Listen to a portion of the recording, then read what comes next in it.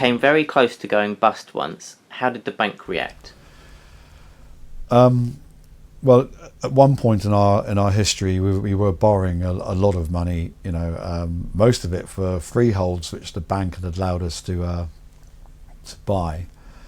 But then something came along. It was the government sticking VAT on our products for the first time, and it caused us a hiatus financially. It caused us massive financial difficulties, and the turnover dropped by 50%, and we had a huge cash flow crisis, and it was impossible, more or less, to stay within the limits that the bank set down.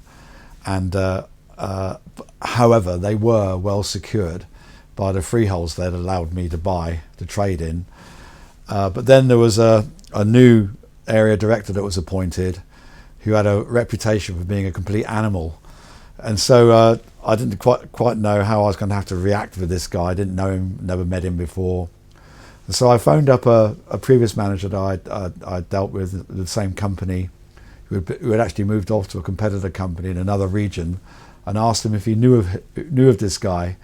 And he came back and he told me that his reputation was well founded. He was a bit of an animal, but that he wouldn't have met somebody who was as brash and as confident and as young as I was at the time, and just to do my normal thing.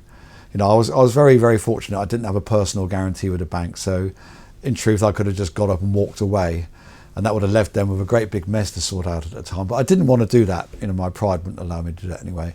So anyway, I had the big meeting with this guy, with our auditors, KPMG at the time, down one side of the table, the bank down the other side of the table.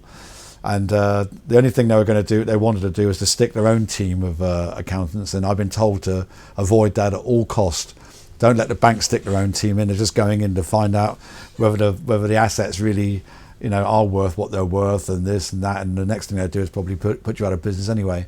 And so anyway, I refused to let them do that. I said we had KPMG in anyway, and I said I was quite happy to give it as long as it took to get the thing back into good shape again. And anyway, the guy agreed that he would allow me to do that. But for the 2 to 3 years that it took, he never let us go a penny over our limit.